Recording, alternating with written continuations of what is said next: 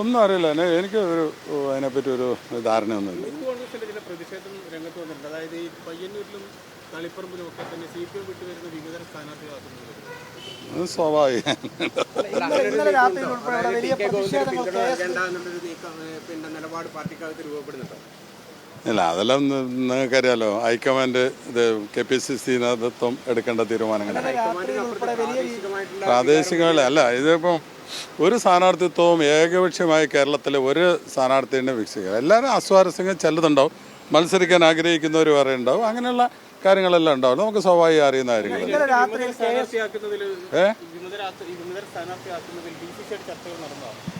ഇല്ല, ഈ സ്ഥാനാർത്ഥിത്വത്തിൻ്റെ ഏകദേശ കാര്യങ്ങളൊക്കെ അവിടെ മുകളിൽ ഇരുന്നിട്ട് തീരുമാനിക്കുക എന്നുള്ളതല്ലാണ്ട് നമുക്കതിനകത്തല്ല. അവർ കാര്യങ്ങളെല്ലാം ഡിസ്കസ് ചെയ്യും. അതനുസരിച്ച് കാര്യങ്ങളെല്ലാം DCC ആയിട്ട് എന്ത് ചെയ്താലും DCC ആയിട്ട് ഒക്കെ അത്യാവശ്യം ആലോചിക്കാണ്ട് കാര്യങ്ങളൊന്നും ഉണ്ടാവില്ലല്ലോ. നിങ്ങൾക്കറിയാമല്ലോ. അത് അല്ല, ഒരു അന്തിമ തീരുമാനത്തിലേക്ക് എത്തുമ്പോൾ DCCയോട് സംസാരിക്കുക.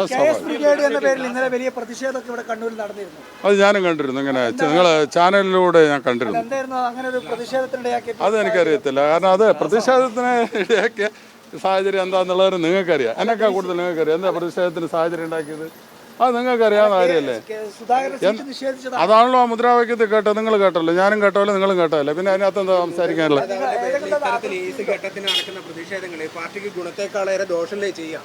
അല്ല, അത്തരം കാര്യങ്ങൾ നിങ്ങൾക്കും അറിയാമല്ലോ.